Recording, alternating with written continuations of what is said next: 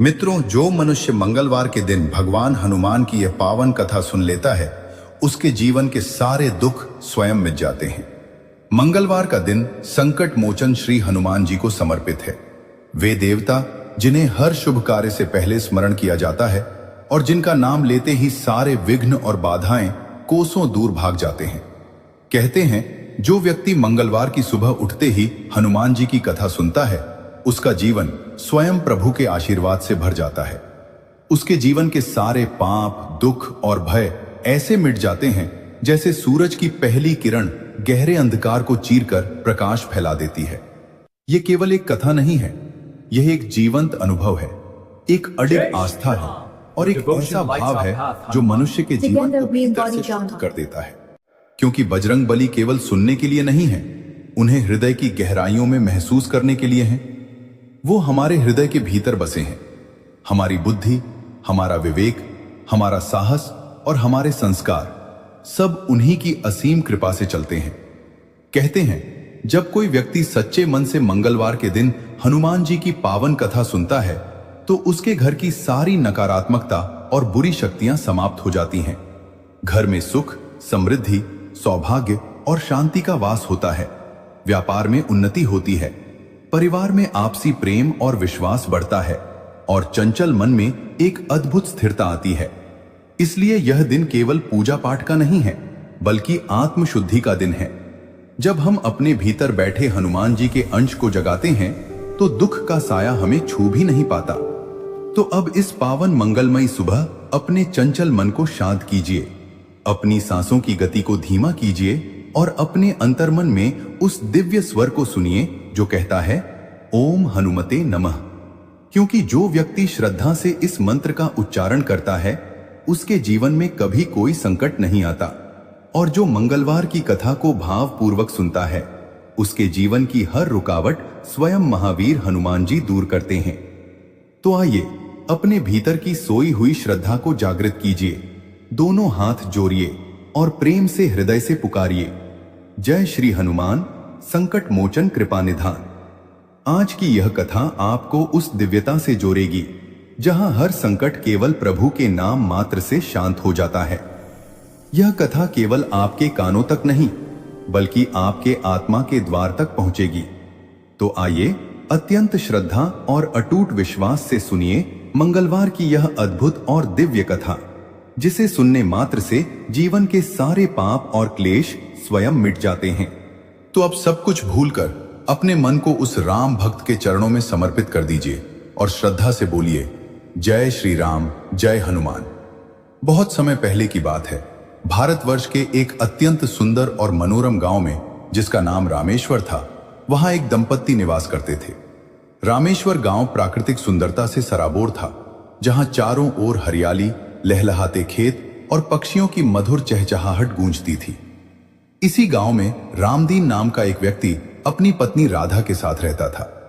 रामदीन और राधा दोनों ही सरल हृदय के, परिश्रमी और अत्यंत संतोषी स्वभाव के थे। उनके पास धन दौलत की कोई बड़ी कमी नहीं थी। भगवान की कृपा से उनके पास अपने खेत थे, एक सुंदर सा घर था और गांव के लोग भी उनका बहुत सम्मान करते थे। लेकिन इन सब सुखों के बीच उनकी सबसे बड़ी शक्ति थी उनकी अटूट भक्ति। रामदीन और राधा दोनों ही संकट मोचन हनुमान जी के अनन्य भक्त थे। उनके दिन की शुरुआत बिना हनुमान चालीसा के पाठ और बजरंग बली के सुमिरन के बिना कभी नहीं होती थी। हर मंगलवार को वे दोनों व्रत रखते, गांव के पुराने हनुमान मंदिर जाते और प्रभु को सिंदूर और चोला चढ़ाते थे। उनकी दिनचर्या भक्ति के सुरों में गुठी हुई थी। घर के आंगन में जैसे ही भोर की पहली किरण उतरती, राधा का स्वर गूंज उठता, जय हनुमान ज्ञान गुण सागर। और रामदीन अपने खेतों की ओर जाने से पहले मंदिर की चौखट पर माथा टेकना कभी नहीं भूलता था। वे दोनों बहुत मेहनत करते थे। उनका घर अनाज से भरा रहता था और उनके जीवन में एक गहरा ठहराव था। लेकिन कहते हैं ना कि हर इंसान के भाग्य में कोई न कोई टीस रह ही जाती है। रामदीन और राधा के जीवन में भी एक बहुत बड़ी कमी थी। एक ऐसा शून्य था जिसे कोई भी भौतिक सुख नहीं भर पा रहा था। विवाह के कई वर्ष बीत जाने के बाद भी उनकी गोद सुनी थी। उनके घर के आंगन में किसी नन्हे बालक की किलकारी नहीं गूंजी थी। अक्सर संध्या के समय जब काम खत्म करके रामदीन घर लौटता और राधा को उदास बैठा देखता तो उसका मन भर आता। राधा जब पड़ोसियों के बच्चों को खेलते हुए देखती, उन्हें अपनी मां की उंगली पकड़कर चलते हुए देखती तो उसका ममतामयी हृदय छटपटा उठता। उसे लगता कि क्या उसकी भक्ति में कोई कमी रह गई है। वह अक्सर एकांत में हनुमान जी की मूर्ति के सामने बैठकर रोने लगती। वह कहती, हे बजरंगबली, हमने तो कभी किसी का बुरा नहीं किया, सदा आपके नाम का सहारा लिया, फिर हमारे आंगन में यह सन्नाटा क्यों? क्या मेरी ममता कभी फलीभूत नहीं होगी? कभी कभी राधा का दुख इतना बढ़ जाता कि वह रामदीन की गोद में सिर रखकर फूट फूट कर रोने लगती। उसकी आंखों से गिरते आंसू रामदीन के कलेजे को चीर देते थे। रामदीन खुद भी अंदर से टूटा हुआ महसूस करता था, लेकिन वह जानता था कि अगर वह भी कमजोर पड़ गया तो राधा को कौन संभालेगा।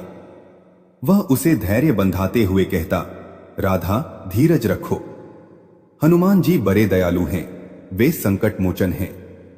हमारे जीवन का यह संकट भी वे ही टालेंगे, बस श्रद्धा कम मत होने देना।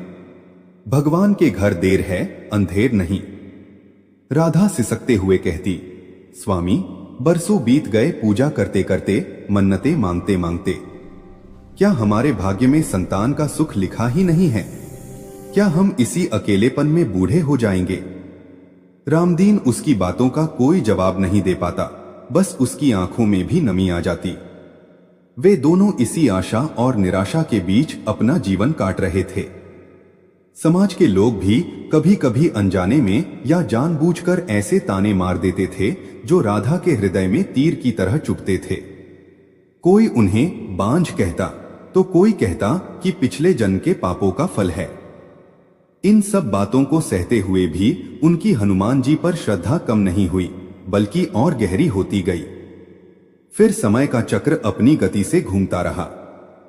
एक दिन जब राधा हनुमान मंदिर में पूरी तरह से लीन होकर प्रार्थना कर रही थी और उसकी आंखों से अविरल आंसू बह रहे थे, तभी उसे अपने भीतर एक असीम शांति का अनुभव हुआ। और उस घटना के कुछ समय बाद ही जैसे रामेश्वर गांव की फिजा ही बदल गई। राधा की कोख हरी हुई। यह समाचार सुनते ही रामदीन की खुशी का ठिकाना न रहा। उसे लगा जैसे साक्षात हनुमान जी ने उसके घर का रास्ता देख लिया हो। कुछ ही महीनों बाद उनके घर में एक दिव्य बालक का जन्म हुआ। वो बालक साधारण नहीं दिखता था। उसका मुखमंडल सूर्य के समान तेजस्वी था। उसकी आंखें बड़ी बड़ी और उनमें एक गजब की चमक थी। बालक के जन्म लेते ही रामदीन और राधा के जीवन का सारा दुख, सारी पीड़ा एक पल में हवा हो गई। पूरे गांव में मिठाइयां बांटी गईं। रामदीन ने हनुमान जी के चरणों में माथा टेक कर कहा, प्रभु आपने मेरी लाज रख ली। वो बालक जैसे जैसे बढ़ने लगा, उसकी सुंदरता और बढ़ती गई। राधा उसे एक क्षण के लिए भी अपनी आंखों से ओझल नहीं होने देती थी। जब वो बालक आंगन में घुटनों के बल चलता तो ऐसा लगता जैसे कोई छोटा देवता साक्षात धरती पर खेल रहा हो। उसके नन्हे नन्हे हाथ, उसका मुस्कुराता हुआ मुखरा और उसकी तोतली बोली ने घर के उस पुराने सन्नाटे को हमेशा के लिए खत्म कर दिया था। रामदीन और राधा अपनी सारी थकान उस बालक के मुख को देखकर भूल जाते थे। अभी उनकी खुशियों का घरा भरा ही था कि कुछ समय बाद उनके घर में फिर से खुशियों ने दस्तक दी। राधा ने एक अत्यंत सुंदर और तेजस्वी पुत्री को जन्म दिया। वो बच्ची भी अपने भाई की तरह ही रूपवान और शांत स्वभाव की थी। अब रामदीन और राधा का परिवार पूर्ण हो चुका था। एक बेटा और एक बेटी। उनका छोटा सा संसार अब स्वर्ग से भी सुंदर लगने लगा था। उनके जीवन में अब किसी भी चीज की कोई कमी नहीं थी। धन, धान्य, मान सम्मान और अब बच्चों का सुख। राधा अब हनुमान जी की और भी अधिक सेवा करने लगी थी। वो अपने बच्चों को रोज हनुमान जी की गाथाएं सुनाती, उन्हें सिखाती कि जीवन में चाहे कैसी भी परिस्थिति आए, बस उस महावीर का हाथ थामे रखना।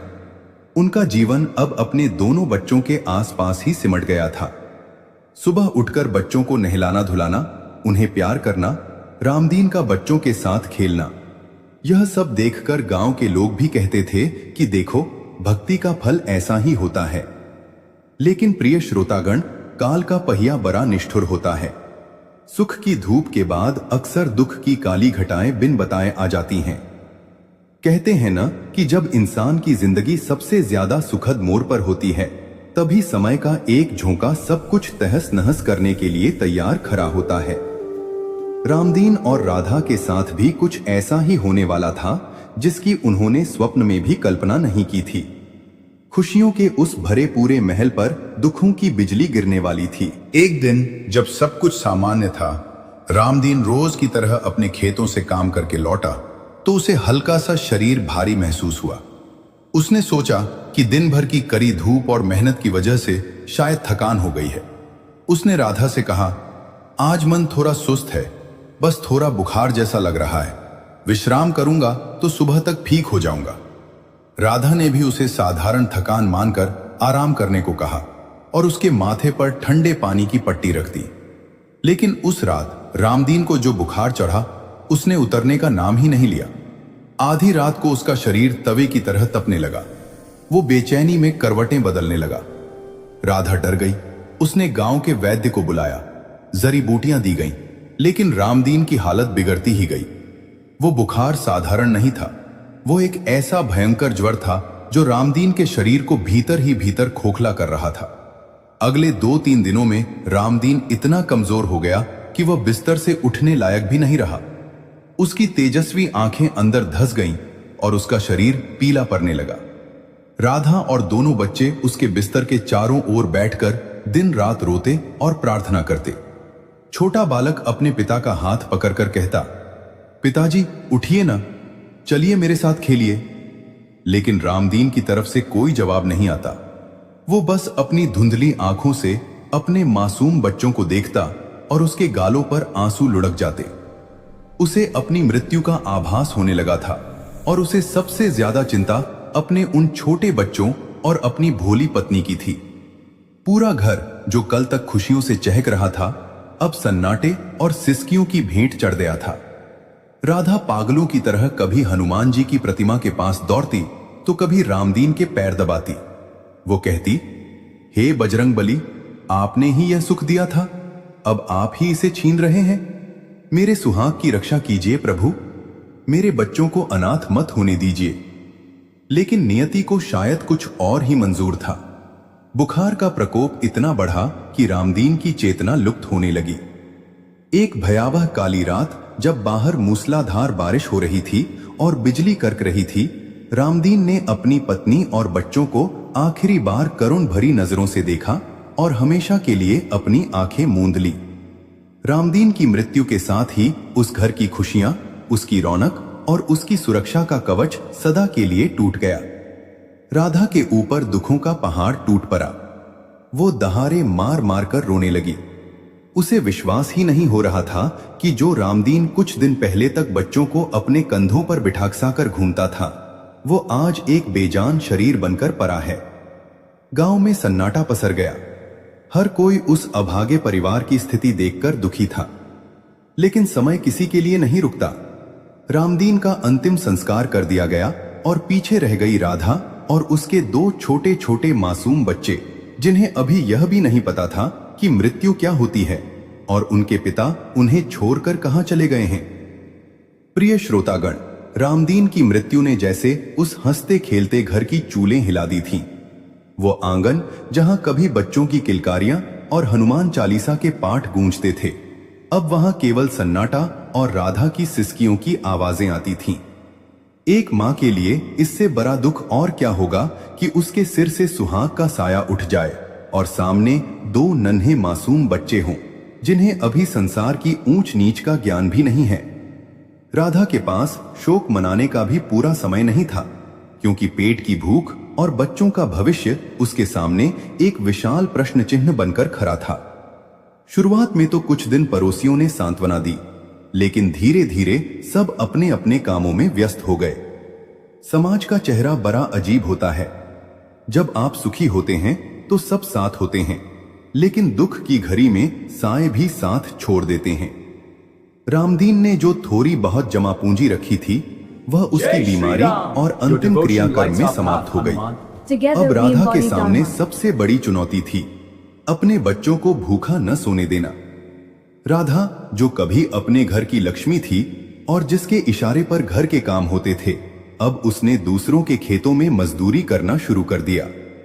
वह सुबह सूरज निकलने से पहले उठती, घर का सारा काम निपटाती, बच्चों के लिए जो भी थोड़ा बहुत रूखा सूखा होता उसे तैयार करती और फिर निकल जाती कड़ी धूप में काम करने। वह दूसरों के खेतों में हल चलाए जाने के बाद निराई गुराई करती, भारी गट्ठर ढोती और पसीने से तरबतर होकर शाम को घर लौटती। उसकी ममता का कोई अंत नहीं था। अक्सर ऐसा होता कि मजदूरी में जो थोड़ा अनाज या पैसे मिलते, वो उससे बच्चों के लिए दूध या भरपेट भोजन का प्रबंध करती, लेकिन खुद के लिए अक्सर कुछ नहीं बचता था। वो पानी पीकर सो जाती या सूखी रोटी का एक टुकड़ा खाकर संतोष कर लेती। जब उसके बच्चे पूछते, माँ आपने खाना क्यों नहीं खाया, तो वो अपनी ममता भरी मुस्कान के साथ कहती, बेटा मेरा मन आज भरा हुआ है, तुम खा लो, तुम खाओगे तो मेरा पेट अपने आप भर जाएगा। यही तो एक माँ की शक्ति होती है, जो अपनी भूख को मारकर बच्चों की मुस्कान में अपना पेट भर लेती है। लेकिन समाज के कुछ लोग उसे वहां भी चैन से नहीं रहने देते थे। विधवा होने के कारण उसे अपशकुन माना जाने लगा। कोई उसे ताने मारता तो कोई उसे काम देने से कतराता, लेकिन राधा ने हार नहीं मानी। वो मन ही मन हनुमान जी को याद करती और कहती, हे बजरंग बली, मुझे बस इतनी शक्ति देना कि मैं अपने बच्चों को एक अच्छा इंसान बना सकूं। मेरे हिस्से का दुख मुझे दे दो, पर इन मासूमों पर अपनी कृपा बनाए रखना। धीरे धीरे वक्त बीतता गया, लेकिन संघर्ष कम होने के बजाय बढ़ता ही गया। लगातार कड़ी मेहनत, मानसिक तनाव और कई दिनों तक भूखे रहने के कारण राधा का शरीर धीरे धीरे जवाब देने लगा था। उसका वह तेजस्वी चेहरा अब पीला पड़ चुका था। हाथ पांव में वो पहले जैसी ताकत नहीं रही थी, लेकिन फिर भी वो अपनी बीमारी को छुपाकर काम पर जाती रही। वो जानती थी कि जिस दिन वह बिस्तर पर गिर गई, उसके बच्चों का क्या होगा। एक दिन दोपहर की चिलचिलाती धूप में खेत में काम करते समय राधा को अचानक चक्कर आया और वह गिर पड़ी। साथ ही मजदूरों ने उसे घर पहुंचाया। उसे बहुत तेज बुखार था, बिल्कुल वैसा ही जैसा रामदीन को हुआ था। जब बच्चों ने अपनी मां को इस हालत में देखा तो वे सहम गए। छोटा भाई अपनी बहन का हाथ पकड़कर मां के सिरहाने बैठ गया। वो अपनी मां का माथा सहलाता और कहता, मां उठो ना, हमें भूख लगी है, आप सो क्यों रही हो। राधा ने अपनी धुंधली आंखों से बच्चों को देखा। उसके दिल में एक टीस उठी। उसने चाहा कि वह उठकर उन्हें गले लगा ले, उन्हें खाना खिलाए, लेकिन उसके शरीर ने साथ छोड़ दिया था। उसे एक भयंकर बीमारी ने घेर लिया था। दवा के लिए पैसे नहीं थे और जो थोड़े बहुत थे वे रामदीन की यादों के साथ पहले ही खत्म हो चुके थे। गांव के लोग दूर से ही देखते, पर कोई पास आने को तैयार नहीं था।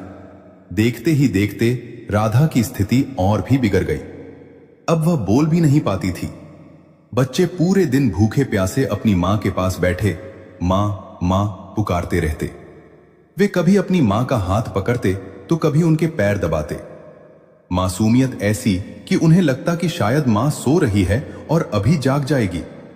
लेकिन वह मां जो बच्चों की एक आह पर तरप उठती थी, आज बेबस होकर बस अपनी आंखों से आंसू बहा रही थी। उसे लग रहा था कि उसका समय आ गया है और वो अपने बच्चों को इस जालिम दुनिया में अकेला छोड़कर जा रही है। एक काली और शांत रात में राधा ने अपने दोनों बच्चों के सिर पर कांपते हुए हाथ फेरा।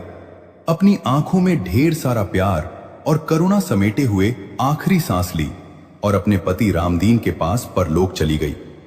उन बच्चों के सिर से अब मां की ममता का आंचल भी छिन गया था। सुबह जब सूरज उगा तो बच्चों ने अपनी मां को हिलाया। मां देखो सुबह हो गई, अब तो उठो। लेकिन मां अब कभी नहीं उठने वाली थी। जब गांव वालों को पता चला तो उन्होंने आनन फानन में राधा का अंतिम संस्कार कर दिया। अब वह घर पूरी तरह वीरान हो चुका था। रामदीन और राधा के जाने के बाद उन दोनों मासूम बच्चों पर दुखों का ऐसा पहाड़ टूटा कि देखने वालों की रूह कांप जाए। वे बच्चे जो कभी राजकुमारों की तरह रहते थे, अब अनाथ हो चुके थे। समाज की निष्ठुरता देखिए। जिन लोगों के खेतों में राधा ने अपना खून पसीना बहाया था, उन्होंने ही उन बच्चों को अपने घर से निकाल दिया। रामदीन का घर और जमीन धीरे धीरे कर्ज और दूसरों के कब्जे में चले गए। उन मासूमों के पास न अब सिर छुपाने को छत थी और न खाने को दाना। बड़ा भाई, जो अभी खुद बहुत छोटा था, अपनी नन्ही बहन की जिम्मेदारी अपने कंधों पर ले चुका था। वो अपनी छोटी बहन को अपने कंधे पर बिठाकर गांव की गलियों में भटकता। वो लोगों से कहता, मेरी बहन बहुत भूखी है, क्या कोई इसे थोड़ा सा खाना देगा? लेकिन लोग उन्हें ताने मारते, अभागे हैं ये, इनके माँ बाप को खा गए, अब हमारे ऊपर मुसीबत लाएंगे। बच्चे उन्हें पत्थर मारते, कुत्ते उनके पीछे पड़ते। वो छोटा सा बालक अपनी बहन को भूख से बिलखते देख अंदर तक टूट जाता। वो अपनी बहन को सांत्वना देता, चुप हो जा गुड़िया, अभी बाबा हमारे लिए खाना भेजेंगे। वो खुद भूखा रहता, कहीं से कोई जूठन मिल जाती तो अपनी बहन को खिला देता। उन दोनों के कपड़े फट चुके थे, चेहरे पर धूल जमी थी, लेकिन उनकी आंखों में एक दूसरे के लिए अथाह प्रेम था। भटकते भटकते शाम हो गई। सर्दी की ठंडी हवाएं चलने लगी थी। गांव के बाहर एक पुराना खंडहर हो चुका हनुमान जी का मंदिर था। वहां कोई आता जाता नहीं था। झाड़ झंखार उगे हुए थे और मंदिर की छत भी कहीं कहीं से टूटी हुई थी। उस खंडहर मंदिर में हनुमान जी की एक धूल से सनी हुई मूर्ति थी। वो बालक अपनी बहन को लेकर उसी मंदिर की सीढ़ियों पर पहुंच गया। उसने अपनी बहन को एक कोने में बिठाया जहां हवा का झोंका कम आ रहा था। उसने मंदिर में पड़ी कुछ सूखी घास इकट्ठी की और अपनी बहन को उस पर सुलाने की कोशिश की। बहन रोते हुए बोली, भाई, मां कब आएगी? मुझे डर लग रहा है। भाई की आंखों में आंसू भर आए। उसने उसे गले लगाया और कहा, मां यही हैं, देख, इस मंदिर में हनुमान जी हैं ना, वे ही हमारी रक्षा करेंगे। सो जा मेरी छोटी बहन, कल सब ठीक हो जाएगा। उस रात वे दोनों अनाथ बच्चे उस ठंडे और उजाड़ मंदिर में साक्षात संकट मोचन के चरणों में सिमट कर सो गए। बाहर सन्नाटा था, लेकिन मंदिर के भीतर उन बच्चों की सांसों की आहट गूंज रही थी। उन्हें नहीं पता था कि आने वाला कल उनके लिए क्या लेकर आएगा। वे तो बस उस महावीर के भरोसे सो गए थे जिन्होंने कभी पूरी वानर सेना का संकट हरा था। प्रिय श्रोतागण, उस अंधेरी और ठंडी रात में वह खंडहर मंदिर किसी शमशान से कम डरावना नहीं लग रहा था। चारों ओर घोर अंधकार था। केवल टूटी हुई छतों के छेदों से छनकर आती हुई धुंधली चांदनी फर्श पर गिर रही थी, जो वहां के सन्नाटे को और भी भयावह बना रही थी। खंडहर की दीवारों से टकराती हवा ऐसी आवाजें कर रही थी जैसे कोई रो रहा हो। लेकिन उन दो नन्हे मासूमों के लिए, जिन्हें पूरी दुनिया ने दुत्कार दिया था, वही उजाड़ जगह आज उनका एकमात्र सहारा थी। वे दोनों भाई बहन मंदिर के एक कोने में, जहां धूल और मकड़ी के जाले जमे थे, एक दूसरे से चिपक कर बैठे थे। ठंड इतनी अधिक थी कि उनकी हड्डियां कांप रही थी। छोटा भाई, जिसने अपनी नन्ही बहन को अपनी फटी हुई कमीज के भीतर समेटने की कोशिश की थी, खुद भी थर थर कांप रहा था। उसकी बहन की सांसें तेज चल रही थीं और वह भूख के मारे अधमरी सी हो रही थी। उसने रोते हुए अपनी कमजोर आवाज में कहा, भाई, पेट में बहुत तेज दर्द हो रहा है, क्या मां खाना लेकर नहीं आएगी? मुझे बहुत जोर से भूख लगी है। उस मासूम के इन शब्दों ने भाई के कलेजे को छलनी कर दिया। उसके पास देने के लिए न रोटी का टुकड़ा था और न ही सांत्वना देने के लिए कोई झूठी कहानी बची थी। वह अपनी बहन के सिर को सहलाते हुए बोला, बस थोड़ी देर और चुप हो जा गुड़िया, देख, हम बाबा के घर में हैं। मां कहती थी ना कि हनुमान जी सबके दुख दूर करते हैं, वे जरूर हमारे लिए कुछ भेजेंगे। तू अपनी आंखें बंद कर ले और सो जा, नींद में भूख नहीं लगेगी। लेकिन नींद भला खाली पेट कहां आती है? भूख की वह तरफ उन बच्चों के लिए किसी काल से कम नहीं थी। वह बालक अपनी बहन की तरफ देख रहा था और अंदर ही अंदर घुट रहा था। उसे रह रहकर अपने माता पिता की याद आ रही थी। उसे याद आ रहा था वह समय जब मां गरम गरम रोटियां बनाकर उनके मुंह में डालती थी और पिता उन्हें अपनी गोद में बिठाकर प्यार करते थे। वह सुखद समय अब किसी धुंधले सपने की तरह लगने लगा था। रात गहराती जा रही थी और मंदिर के बाहर सियार के रोने की आवाजें गूंज रही थीं। अचानक उस बालक की नजर मंदिर के गर्भगृह में स्थित हनुमान जी की उस पुरानी प्रतिमा पर पड़ी। वह प्रतिमा धूल और मिट्टी से ढकी हुई थी, लेकिन फिर भी उसमें एक अजीब सी चमक थी। बालक उठा और डगमगाते कदमों से प्रतिमा के पास पहुंचा। उसने अपने फटे हुए आंचल से प्रतिमा पर जमी धूल को साफ करना शुरू किया। उसके नन्हे हाथों ने जैसे ही उस पत्थर की मूरत को छुआ, उसे एक अजीब सी गर्मी का एहसास हुआ। वह रोते हुए उस प्रतिमा के सामने गिर पड़ा और बोला, हे संकट मोचन, मां कहती थी कि आप बड़े दयालु हो, आप संकट हर लेते हो। क्या आपको हम पर दया नहीं आती? देखिए, मेरी बहन भूख से तड़प रही है। हमारे पास न घर है, न मां है और न पिता। अगर आप भी हमें नहीं देखोगे तो हम कहां जाएंगे? क्या आप भी उन गांव वालों की तरह निष्ठुर हो गए हो? बालक की करुण पुकार उस उजाड़ मंदिर की दीवारों से टकराकर वापस आ रही थी। उसके आंसू हनुमान जी के चरणों को पखार रहे थे। वह बच्चा अपनी सुध बुध खोकर बस रोए जा रहा था। उसे समझ नहीं आ रहा था कि वह अपनी बहन को मरने से कैसे बचाए। उधर उसकी छोटी बहन भूख और ठंड के कारण बेहोशी की हालत में जाने लगी थी। उसका शरीर ठंडा पड़ने लगा था। भाई ने दौड़कर उसे अपनी गोद में लिया और उसे झकझोरने लगा। गुड़िया, आंखें खोल, देख मैं तेरे पास हूं। तू सो मत गुड़िया, तुझे नींद नहीं आ रही ना? लेकिन बहन की आंखें बंद हो रही थीं। उस समय उस बालक का हृदय चीत्कार कर उठा।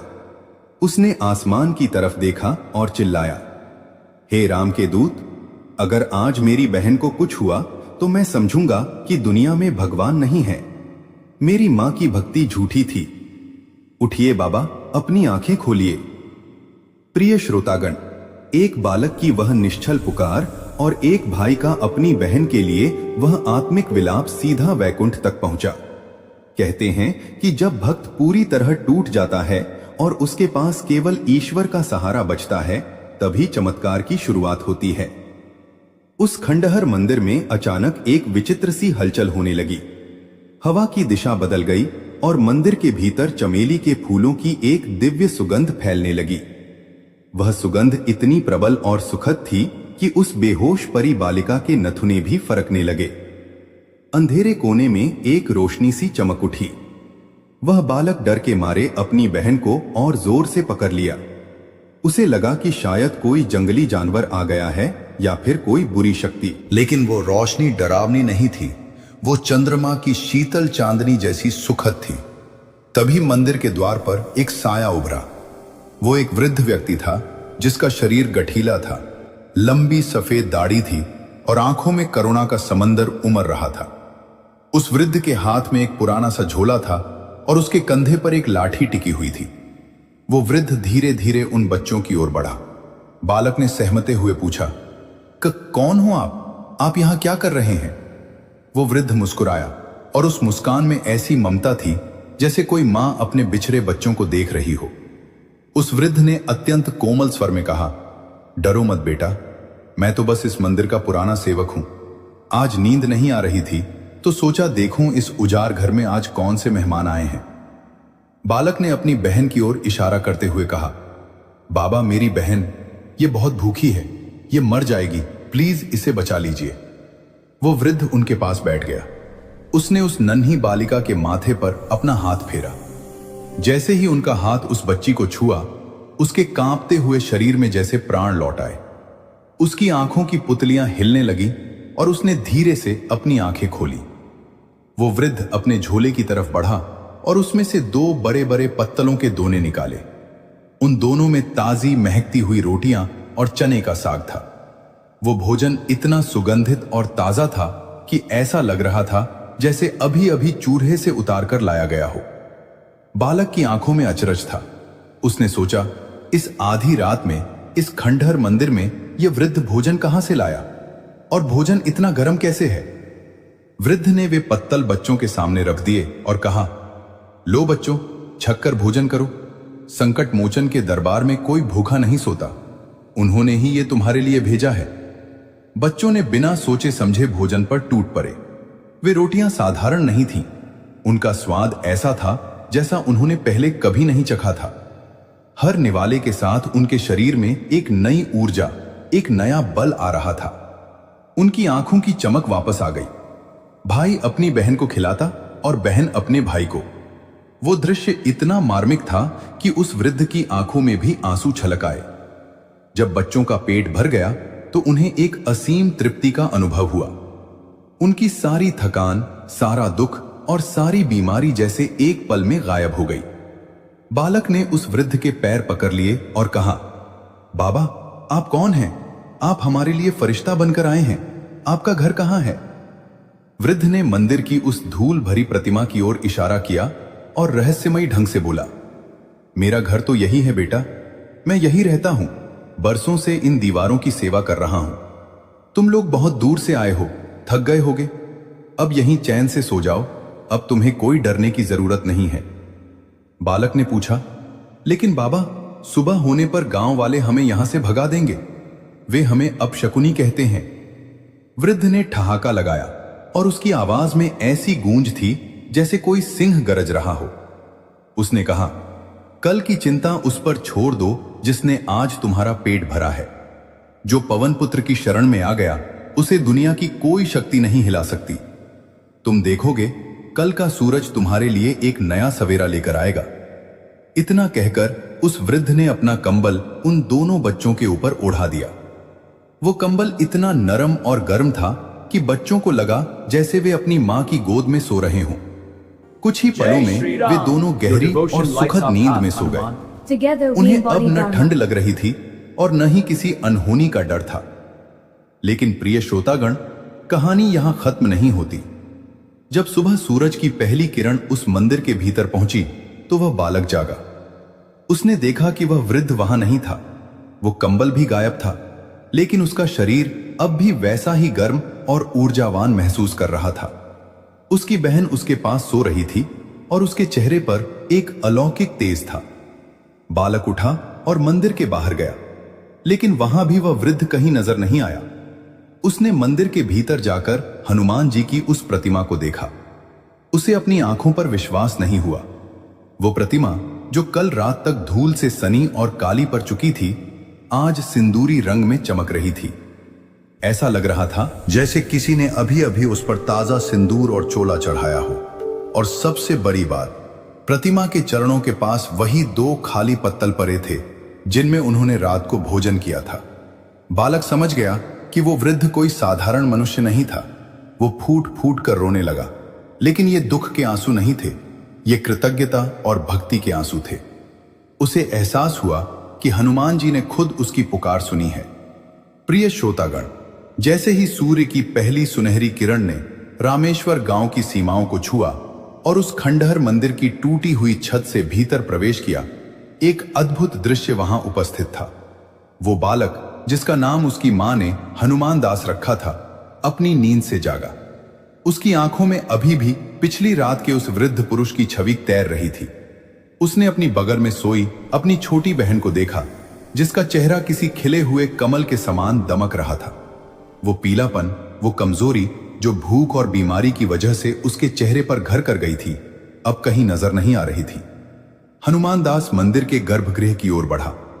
वहां का नजारा देख उसकी फटी की फटी रह गई।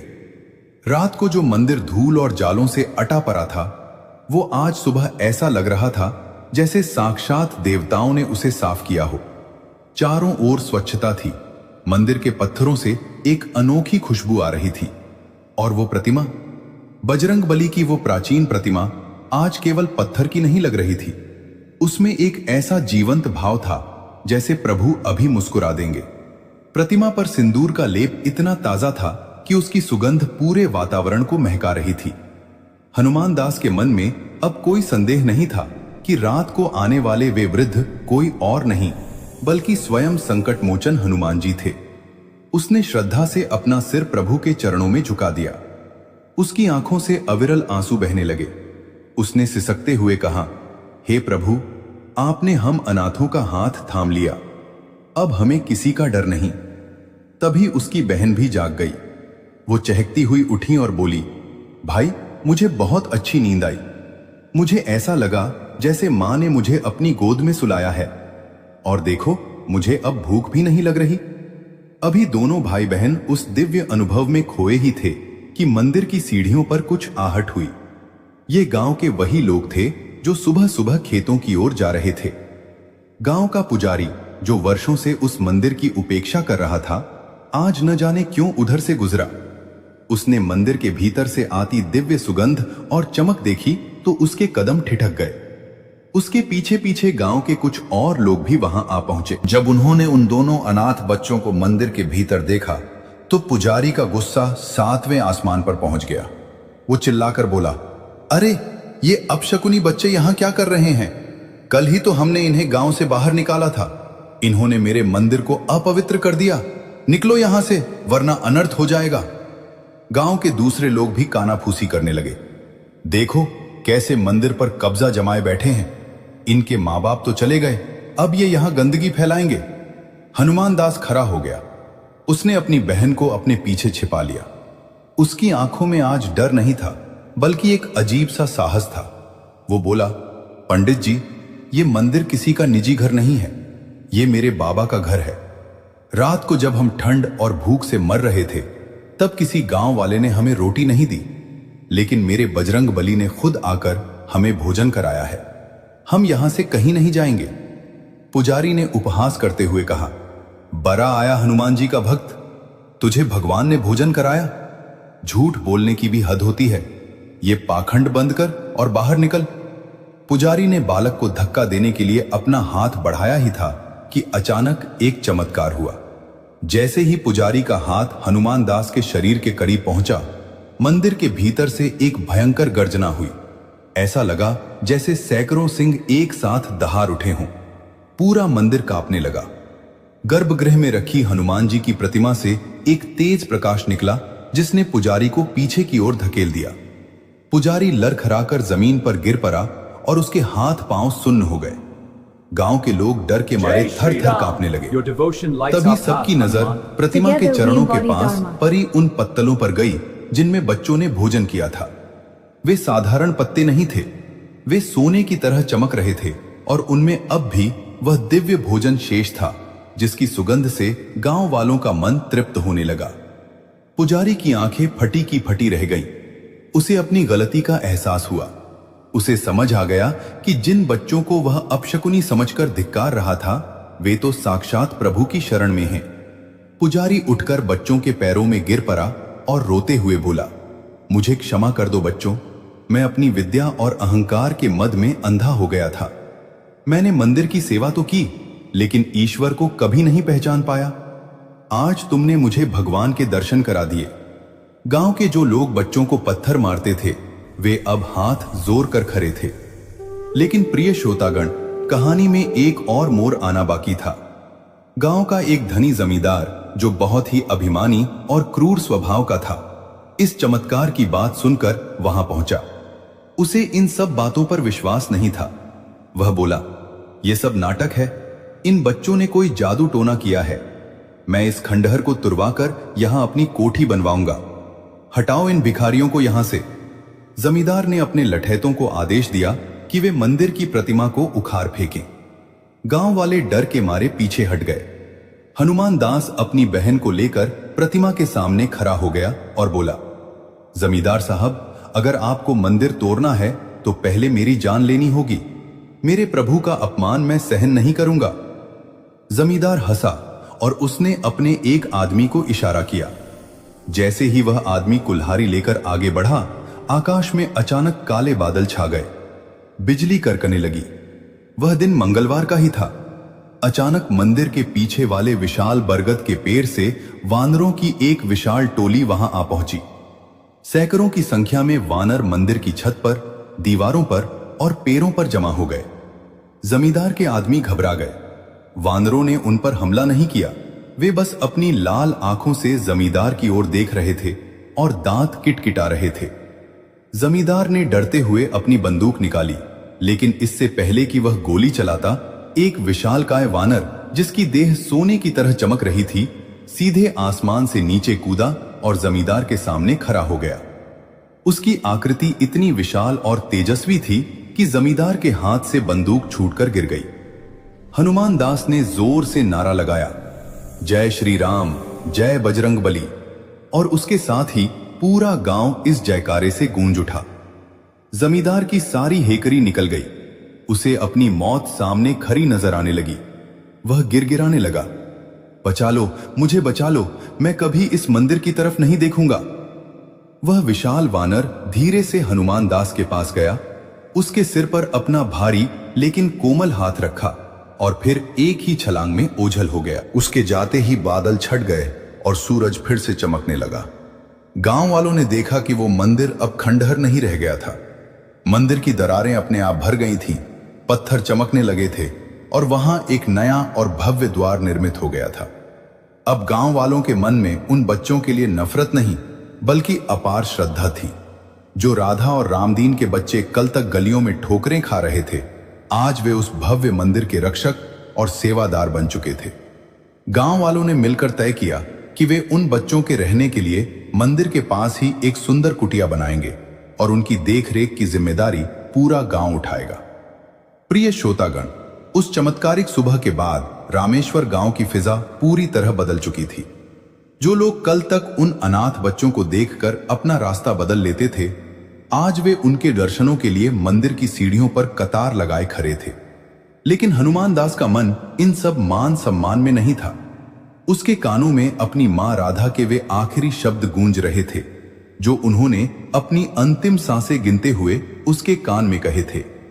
वह एक ऐसा रहस्य था जिसे मां ने अपनी पूरी जिंदगी अपने सीने से लगाकर रखा था। जब पूरा गांव उत्सव मना रहा था, तब हनुमान दास अपनी नन्ही बहन का हाथ पकड़कर चुपचाप गांव के उस किनारे की ओर चल पड़ा जहां कभी उनका छोटा सा घर हुआ करता था। वह घर जिसे अब जमींदार के लठैतों ने उजाड़ दिया था। वहां अब केवल टूटी हुई दीवारें और यादों का मलबा बचा था। जैसे ही वे दोनों भाई बहन उस खंडहर के पास पहुंचे, उनकी आंखों से आंसुओं की धारा बह निकली। उन्हें याद आया कि कैसे इसी आंगन में मां सुबह सुबह तुलसी के पौधे को जल चढ़ाती थी, कैसे उनके पिता रामदीन काम से लौटकर उन्हें अपनी बाहों में भर लेते थे। हनुमान दास को वह पल याद आया जब उसकी मां बिस्तर पर लेटी हुई थी। उसकी आवाज बेहद कमजोर हो चुकी थी। उसने हनुमान दास का हाथ अपने हाथ में लेकर धीरे से कहा था, बेटा, जब दुनिया तुम्हें ठुकरा दे, जब हर रास्ता बंद नजर आए, तो हमारे इस पुराने घर की चौखट के नीचे दबे उस छोटे से तांबे के डिब्बे को निकाल लेना। वही तुम्हारी सबसे बड़ी पूंजी है। मैंने और तुम्हारे पिता ने उसे तुम्हारे सबसे कठिन समय के लिए बचाकर रखा था। हनुमान दास ने अपनी बहन को एक पत्थर पर बिठाया और खुद अपने हाथों से उस उजरी हुई चौखट के नीचे की मिट्टी खोदने लगा। उसके हाथों से खून निकलने लगा, लेकिन उसने हार नहीं मानी। उसे लग रहा था जैसे उसकी मां की ममता उसे आवाज दे रही हो। कुछ फीट नीचे उसे एक पुराना जंग लगा हुआ तांबे का छोटा सा बक्सा मिला। उसने कांपते हाथों से उस बक्से को खोला। उसे लगा था कि शायद इसमें कुछ सोने के सिक्के या गहने होंगे जिससे उनकी गरीबी दूर हो जाएगी। लेकिन जब बक्सा खुला तो दोनों भाई बहन की आंखें फटी की फटी रह गई। उसमें कोई धन दौलत नहीं थी। उसमें था एक छोटा सा फटा हुआ कागज का टुकड़ा, हनुमान जी का एक छोटा सा प्राचीन यंत्र और मां की एक पुरानी चूड़ी। कागज के उस टुकड़े पर राधा ने अपने आंसुओं की स्याही से कुछ लिखा था। हनुमान दास ने कांपती आवाज में उसे पढ़ना शुरू किया। उसमें लिखा था, मेरे प्यारे बच्चों, जब तुम यह पढ़ रहे होगे तब शायद मैं और तुम्हारे पिता इस संसार में नहीं होंगे। तुम सोच रहे होगे कि तुम्हारी मां ने तुम्हारे लिए धन क्यों नहीं जोड़ा। बेटा, धन तो आता जाता है, लेकिन यह जो संकटमोचन यंत्र है, यह तुम्हारे पिता के पूर्वजों की सबसे बड़ी धरोहर है। इसे स्वयं एक महान संत ने सिद्ध किया था। जब तक यह तुम्हारे पास है और तुम्हारी श्रद्धा हनुमान जी में अटल है, तब तक काल भी तुम्हारा कुछ नहीं बिगाड़ पाएगा। धन से पेट भरता है, पर इस विश्वास से जीवन संवरता है। अपनी मां की इस सीख को कभी मत भूलना। सच्ची भक्ति ही सबसे बड़ा धन है। ये पढ़कर हनुमान दास फूट फूट कर रोने लगा। उसे समझ आया कि उसकी मां ने कितनी तकलीफें सहकर, भूखे रहकर भी उनकी आध्यात्मिक सुरक्षा का इंतजाम किया था। वो चूड़ी उसकी मां के उस प्रेम का प्रतीक थी जो उसने अपनी संतानों के लिए न्योछावर कर दिया था। उसने उस यंत्र को अपने गले से लगा लिया। उसे महसूस हुआ जैसे उसकी मां ने उसे गले लगा लिया हो। प्रिय श्रोतागण, मां की ममता और उसका मातृत्व भाव इस संसार की सबसे पवित्र शक्ति है। राधा ने मरते दम तक केवल अपने बच्चों के कल्याण के बारे में सोचा। वो खुद भूखी सो गई, लेकिन उसने अपने बच्चों के लिए श्रद्धा और विश्वास का वो बीज बोया जो आज एक विशाल वृक्ष बन चुका था। लेकिन जैसे ही हनुमान दास उस बक्से को लेकर खड़ा हुआ, उसने देखा कि दूर से जमींदार अपने कुछ खास आदमियों के साथ उधर ही आ रहा था। जमींदार के मन में अभी भी लालच और कपट था। उसे लगा था कि उस तांबे के बक्से में जरूर कोई बेशकीमती खजाना छिपा है। उसके चेहरे पर एक कुटिल मुस्कान थी। जमींदार पास आकर बोला, ओ लड़के, सुना है तुझे अपनी मां का कोई खजाना मिला है। देख, ये जमीन अब मेरी है, इसलिए इस जमीन के नीचे से जो कुछ भी निकलेगा वो मेरा हुआ। चुपचाप वो बक्सा मुझे सौंप दे, वरना अंजाम अच्छा नहीं होगा। हनुमान दास ने शांत होकर कहा, जमींदार साहब, इसमें कोई सोना चांदी नहीं है, इसमें मेरी मां का आशीर्वाद है। यह मेरे लिए पूरी दुनिया के खजाने से बढ़कर है, मैं इसे आपको नहीं दे सकता। जमींदार ने ठहाका लगाया और अपने लठैतों को इशारा किया। लठैत लाठियां लेकर आगे बढ़े। नन्ही बहन डर के मारे भाई के पीछे छिप गई। हनुमान दास ने अपनी मां के उस यंत्र को मुट्ठी में कसकर पकड़ लिया और आंखें बंद करके बजरंग बली का ध्यान करने लगा। उसने मन ही मन कहा, हे प्रभु, मेरी मां की इस आखिरी निशानी की रक्षा कीजिए। जैसे ही लठैतों ने हमला करने के लिए अपनी लाठियां उठाईं, अचानक एक चमत्कार हुआ। हनुमान दास के हाथ में पकड़े उस यंत्र से एक ऐसी तीव्र गर्जना सुनाई दी जैसे बिजली करकी हो। एक अदृश्य ऊर्जा की लहर वहां से निकली जिसने उन लठैतों को कई फीट दूर फेंक दिया। उनकी लाठियां हाथ से छूटकर गिर गईं और वे जमीन पर तड़पने लगे। जमींदार यह देखकर सन्न रह गया। उसकी समझ में नहीं आ रहा था कि यह क्या हो रहा है। तभी वहां गांव के और भी लोग इकट्ठा हो गए। उन्होंने देखा कि हनुमान दास के चारों ओर एक दिव्य प्रकाश का घेरा बना हुआ है। उस प्रकाश में सबको अपनी अपनी मां की ममता और ईश्वर की शक्ति का अनुभव हो रहा था। हनुमान दास ने जमींदार की आंखों में आंखें डालकर कहा, जमींदार साहब, जिस धन के पीछे आप भाग रहे हैं वह आपके साथ नहीं जाएगा, लेकिन जो पाप आप अनाथों को सताकर कमा रहे हैं वह आपकी कई पीढ़ियों को भुगतना पड़ेगा। अभी भी समय है, प्रभु की शरण में आ जाइए। जमींदार, जो अब तक अहंकार में डूबा था, उस दिव्य प्रकाश को देखकर पूरी तरह टूट गया। उसे अपने किए पर पछतावा होने लगा। उसे अपनी उस मां की याद आई जिसे उसने उसके अंतिम समय में भुला दिया था। उसकी आंखों से पश्चाताप के आंसू बहने लगे। वो हनुमान दास के पैरों में गिर पड़ा और बोला, मुझे माफ कर दो बेटा, मैं धन के लोभ में अंधा हो गया था। आज तुमने मुझे दिखा दिया कि सच्ची दौलत क्या होती है।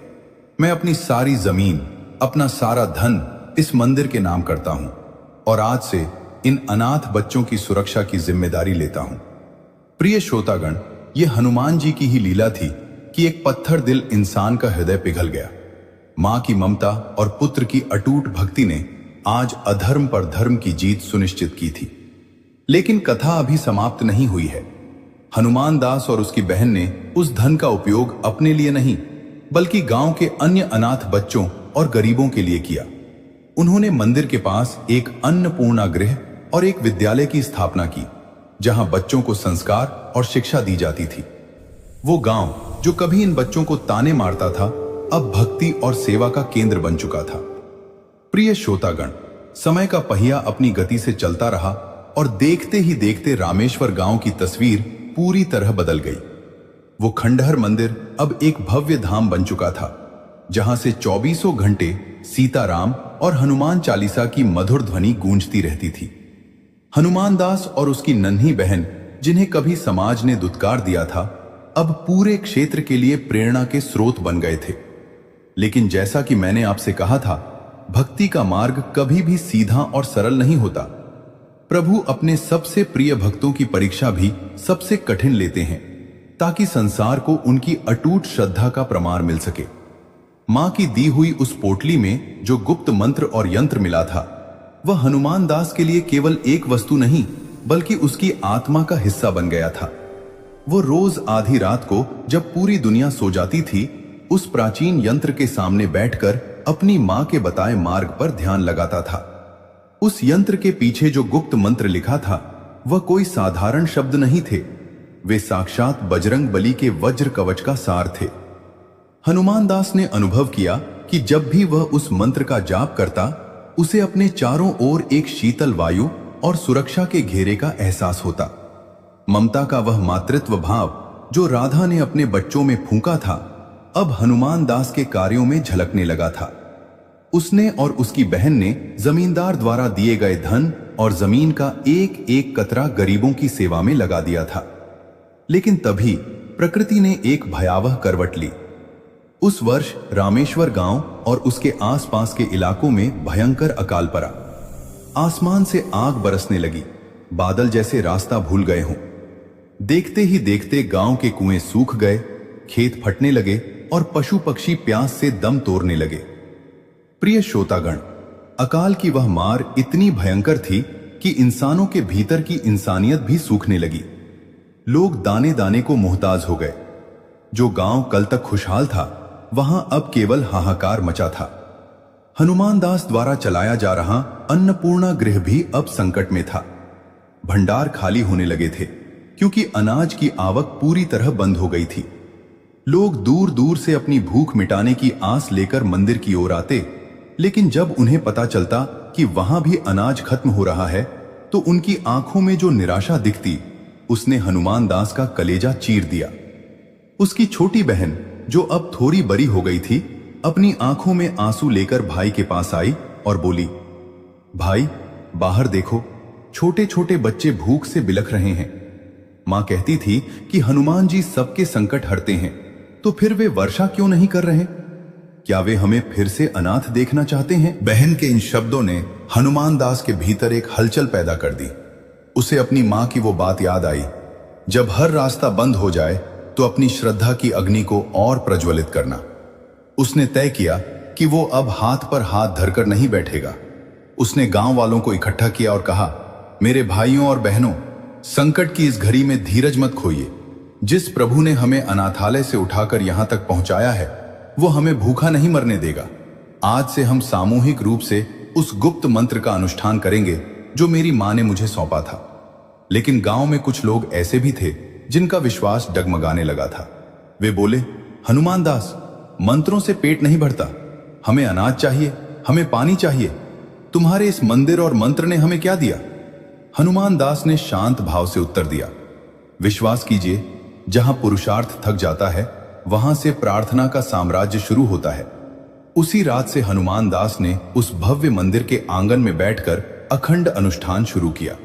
उसने अन्न और जल का पूरी तरह त्याग कर दिया। उसने कसम खाई कि जब तक रामेश्वर की प्यासी धरती को पानी नहीं मिलेगा और भूखों को अन्न नहीं मिलेगा, वह इस स्थान से नहीं उठेगा। उसकी नन्ही बहन भी अपने भाई के साथ दृढ़ता से खड़ी रही। वो दिन भर मंदिर की सफाई करती और आने वाले दुखी लोगों की सेवा करती। अकाल का प्रकोप और बढ़ गया। तपती धूप में हनुमान दास का शरीर सूखने लगा, उसके होंठ फट गए, लेकिन उसकी आंखों में वह दिव्य तेज और भी प्रबल हो गया। वह निरंतर उस गुप्त मंत्र का जाप कर रहा था, ओम नमो हनुमते रुद्रावताराय, सर्व शत्रु संहारणाय, सर्व रोग हराय, सर्व वशीकरणाय, रामदूताय स्वाहा। इस मंत्र की शक्ति से मंदिर के वातावरण में एक अजीब सा कंपन पैदा होने लगा। अनुष्ठान के तीसरे दिन एक चमत्कारिक घटना घटी। गांव का वही कुआं जो दशकों से सूखा पड़ा था और जिसे लोग कूड़ा फेंकने के लिए इस्तेमाल करते थे, उसमें से अचानक पानी की एक बूंद टपकी। हनुमान दास की बहन ने जब यह देखा तो वह दौड़ती हुई आई। धीरे धीरे उस सूखे कुएं से शीतल और मीठा जल ऊपर आने लगा। यह देखकर गांव वाले चकित रह गए। यह पानी कहां से आया? धरती के सीने को चीरकर वह जलधारा फूट पड़ी थी, जिसे विज्ञान भी नहीं समझा सकता था। लेकिन परीक्षा अभी बाकी थी। पानी तो मिल गया, पर भूख का क्या? भंडार गृह अभी भी खाली था। हनुमान दास अपनी साधना में लीन था। तभी गांव की सीमा पर धूल का एक विशाल गुबार उठा। लोगों ने देखा कि बैलगाड़ियों का एक लंबा काफिला गांव की ओर बढ़ रहा है। उन गाड़ियों पर अनाज की बोरियां लदी हुई थीं। जब वह काफिला मंदिर के पास रुका तो उसमें से एक वृद्ध व्यापारी उतरा। उसने हनुमान दास के चरणों में माथा टेका और कहा, बेटा, मुझे नहीं पता मैं यहां कैसे आया। मैं दूसरे राज्य की ओर अनाज लेकर जा रहा था, लेकिन रात को मेरे सपने में एक विशालकाय वानर आया। उसने मुझसे कहा कि रामेश्वर गांव में मेरे भक्त भूखे हैं, सारा अनाज वहां पहुंचा दो। उसकी वाणी में ऐसी शक्ति थी कि मैं खुद को रोक नहीं पाया। यह सारा अनाज इस मंदिर का है, इसे गरीबों में बांट दो। पूरा गांव जय बजरंग बली के नारों से गूंज उठा। जो लोग कल तक हनुमान दास पर संदेह कर रहे थे, वे आज उसके चरणों की धूल अपने माथे पर लगा रहे थे। हनुमान दास ने अपनी आंखें खोली। उसकी आंखों में मां की ममता का वह अक्स साफ दिखाई दे रहा था। उसे महसूस हुआ जैसे उसकी मां ऊपर स्वर्ग से मुस्कुरा रही है और कह रही है, देख बेटा, तेरी भक्ति ने आज फिर जीत हासिल की। उस दिन रामेश्वर गांव में कोई भूखा नहीं सोया। उस सूखे कुएं का पानी कभी खत्म नहीं हुआ और वह अनाज का भंडार बढ़ता ही गया। लेकिन हनुमान दास जानता था कि यह चमत्कार उसके मंत्र का नहीं, बल्कि उस निस्वार्थ प्रेम का है जो उसकी मां ने उसे सिखाया था। प्रिय श्रोतागण, अब यह पावन कथा अपने उस अंतिम और सबसे गौरवशाली पड़ाव पर पहुंच गई है, जहां भक्ति की अग्नि साक्षात परमात्मा के दर्शन में विलीन हो जाती है। रामेश्वर गांव अब केवल एक साधारण गांव नहीं रह गया था, वह एक सिद्ध पीठ बन चुका था। अकाल का साया छट चुका था, हरियाली वापस आ गई थी और लोगों के दिलों में हनुमान जी के प्रति अटूट विश्वास घर कर गया था। लेकिन हनुमान दास का अंतर्मन अभी भी किसी गहरी खोज में था। वह गुप्त यंत्र और वह फटा हुआ कागज का टुकड़ा जिसे उसकी मां राधा ने अपनी आखिरी निशानी के तौर पर दिया था, उसका एक आखिरी रहस्य अभी भी सुलझना बाकी था। एक रात जब पूर्णिमा का चंद्रमा पूरे आकाश पर अपनी चांदनी बिखेर रहा था, हनुमान दास मंदिर के एकांत गर्भगृह में बैठा था। उसकी छोटी बहन, जो अब अपनी मां की ही परछाई लगती थी, वही धीरज, वही ममता और वही सेवा भाव पास ही दिया जला रही थी। हनुमान दास ने उस पुराने कागज को गौर से देखा। उस पर लिखे मंत्र के नीचे बहुत ही बारीक अक्षरों में एक अंतिम पंक्ति लिखी थी, जिसे उसने पहले कभी नहीं देखा था। उस पर लिखा था, जब तू स्वयं को भूलकर केवल उसमें खो जाएगा, तब यंत्र की धातु पिघल जाएगी और सत्य प्रकट होगा। हनुमान दास को समझ आ गया कि यह कोई भौतिक खजाना नहीं, बल्कि अहंकार के विसर्जन की पराकाष्ठा थी। उसने अपनी आंखें बंद की और अपनी मां की ममता को याद किया। उसे याद आया कि कैसे उसकी मां खुद भूखी रहकर उसे निवाले खिलाती थी। उसने सोचा, मेरी मां ने जो त्याग किया वही तो सच्ची भक्ति है। भगवान के लिए भूखा रहना तो आसान है, पर दूसरों के लिए खुद को मिटा देना ही असली साधना है। जैसे ही यह विचार उसके मन में आया, उसके हृदय में करुणा का एक ऐसा ज्वार उठा कि उसकी आंखों से प्रेम के आंसू बहने लगे। वह जोर जोर से राम राम जपने लगा। उसी क्षण उसके हाथ में रखा वह तांबे का प्राचीन यंत्र अचानक तपने लगा। वह इतना गर्म हो गया कि साधारण मनुष्य उसे छोड़ देता, पर हनुमान दास को उसमें अपनी मां की ममतामयी गोद की गर्माहट महसूस हो रही थी। देखते ही देखते वह धातु किसी मोम की तरह पिघलने लगी और हनुमान दास की हथेलियों पर एक दिव्य सिंदूरी आभा फैल गई। तभी मंदिर के भीतर एक ऐसी गर्जना हुई जिसे शब्दों में बयां नहीं किया जा सकता। वह गर्जना डरावनी नहीं थी, बल्कि उसमें अनंत ब्रह्मांड का संगीत था। अचानक मंदिर का वह हिस्सा जहां बजरंग बली की प्रतिमा स्थापित थी, एक अकल्पनीय प्रकाश से भर गया। वह प्रकाश इतना तीव्र था कि हनुमान दास की बहन की आंखें चौंधिया गईं। लेकिन हनुमान दास को उस प्रकाश के बीच एक आकृति दिखाई देने लगी। वह आकृति किसी साधारण मनुष्य या वानर की नहीं थी। वह गगनचुंबी थी, जिसका शरीर पिघले हुए सोने की तरह चमक रहा था, जिनके मुख पर करोड़ों सूर्यों का तेज था और जिनकी आंखों में इतनी करुणा थी जैसे संसार की सारी माताओं का प्रेम एक साथ उमड़ पड़ा हो। साक्षात संकट मोचन हनुमान जी वहां प्रकट थे। हनुमान दास और उसकी बहन उनके चरणों में गिर पड़े। हनुमान दास की आवाज रुंध गई, वह बस इतना ही कह पाया, प्रभु, आपने हम अनाथों पर इतनी कृपा क्यों की? हम तो केवल धूल के कण के समान हैं। तब हनुमान जी ने अपनी वह गंभीर और मधुर वाणी में कहा, पुत्र हनुमान दास, तू अनाथ कभी नहीं था।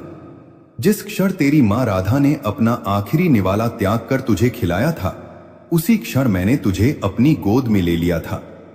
याद रखना, संसार में मां का हृदय ही मेरा सबसे बड़ा मंदिर है। तेरी मां की वह अटूट भक्ति और उसका वह निस्वार्थ मातृत्व ही था जिसने मुझे विवश किया कि मैं तेरे हर संकट को अपना समझकर हरूं। तूने जो यह सेवा का मार्ग चुना है, यही मेरा असली पूजन है। हनुमान जी ने अपना विशाल हाथ उन दोनों भाई बहन के सिर पर रखा। उस स्पर्श से उन्हें ऐसा महसूस हुआ जैसे उनके जीवन के सारे दुखों की स्मृतियां धुल गई हों। प्रभु ने आगे कहा, अब से ये धाम भक्त वत्सल हनुमान धाम के नाम से जाना जाएगा। यहां जो भी कोई दीन दुखी आएगा और तुम्हारी मां राधा के उस त्याग को याद कर मुझे पुकारेगा, उसका संकट मैं पल भर में हर लूंगा। इतना कहकर वो दिव्य प्रकाश धीरे धीरे बजरंग बली की प्रतिमा में समा गया। हनुमान दास और उसकी बहन वहीं पड़े रहे। उनकी आंखों से कृतज्ञता के आंसू बहते रहे। सुबह जब गांव वाले मंदिर पहुंचे तो उन्होंने देखा कि हनुमान दास और उसकी बहन का चेहरा किसी अलौकिक तेज से दमक रहा था। प्रिय श्रोतागण, उस दिन के बाद हनुमान दास और उसकी बहन ने अपना पूरा जीवन केवल परोपकार में लगा दिया। वे कभी गांव से बाहर नहीं गए, उन्होंने कभी कोई संपत्ति नहीं जोरी। वे बस उस मंदिर की सीढ़ियों पर बैठकर आने वाले हर मुसाफिर को भोजन कराते, बीमारों की सेवा करते और सबको यही सिखाते कि भगवान मंदिर के पत्थर में नहीं बल्कि भूखे के पेट और मां की ममता में बसते हैं। कहते हैं कि कई वर्षों बाद जब हनुमान दास और उसकी बहन ने अपनी देह त्यागी तो उनके शरीर से एक दिव्य ज्योति निकली जो सीधे हनुमान जी की प्रतिमा में विलीन हो गई।